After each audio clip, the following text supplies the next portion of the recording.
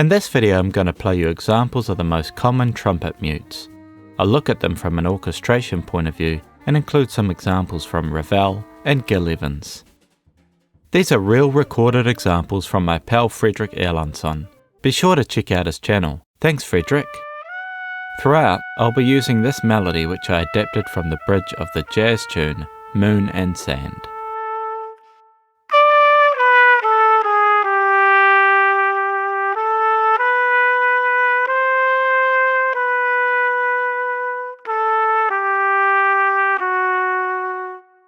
The straight mute is the most common mute used in the orchestra. If a particular mute isn't specified in the part, then this is the one that the player will most likely use. Here is what it sounds like on its own.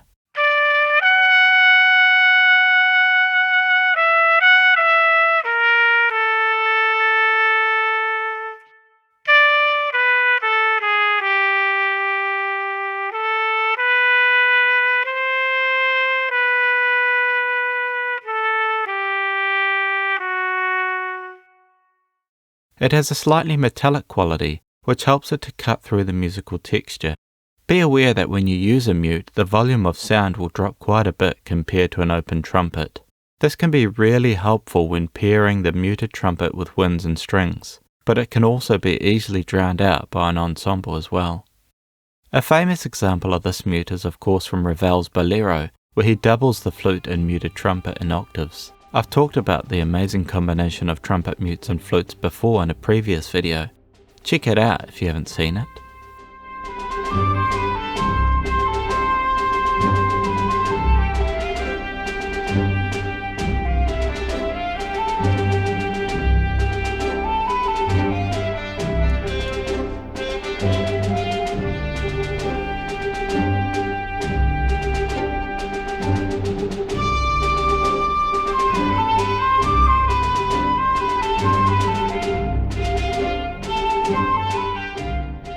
On to the cup mute. I love the sound of the cup mute. It has a softer, more papery sound. The higher frequencies are attenuated, which makes it a great option when blending with other instruments and ensemble groupings. Here is what it sounds like.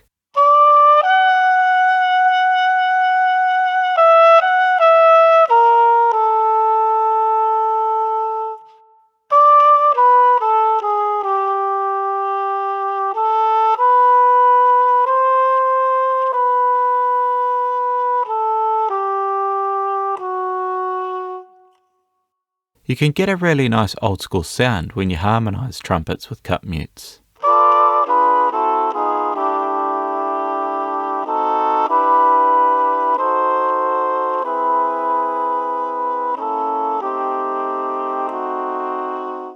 Due to the quieter volume and the attenuation of the higher frequencies, trumpet with cup mute blends more readily with different timbres. This makes it a great option in a chamber setting where you may need to use it with other instruments. Here is an example with an oboe, clarinet and bassoon, with a cup muted trumpet in between them. See if you can hear the trumpet in the middle of them.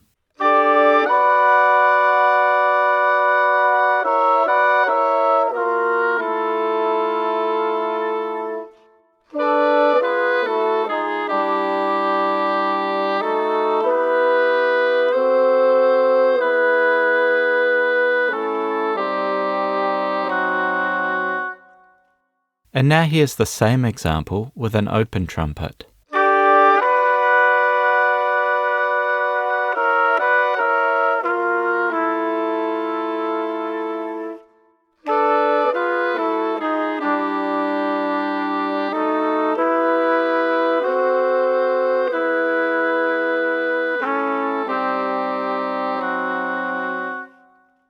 And now here's a flute, clarinet and cup muted trumpet in unison.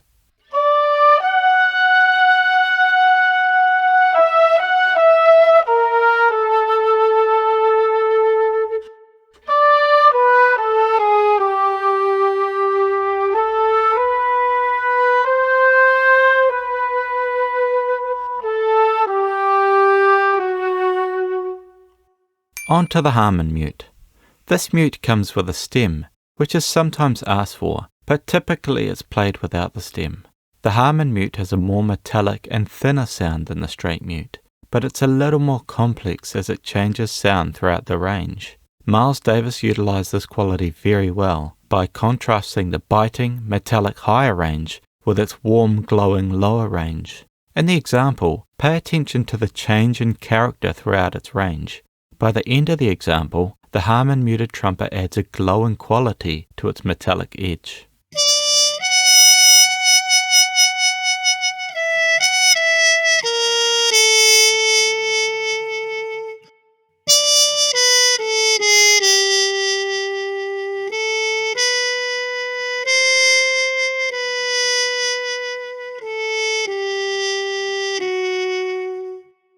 Just a word of caution, when the trumpet has a mute on, it is really difficult to control the pitching and consistency of the tone when you get to the very low range.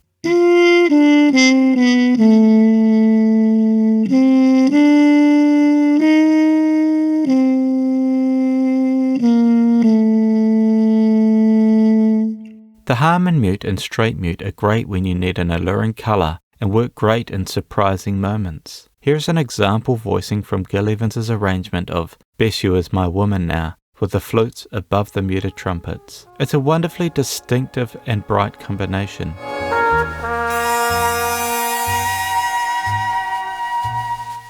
If you want to hear more of those combinations, check out these videos.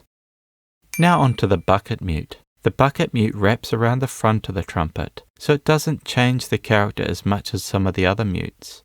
This is a good mute if you just want a softer, slightly rolled off top end character from your trumpet.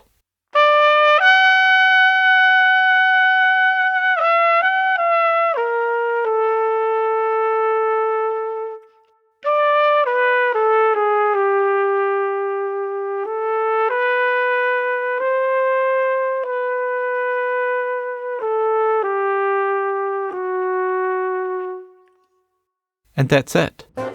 I hope you enjoyed that. Leave any questions or comments below. Peace.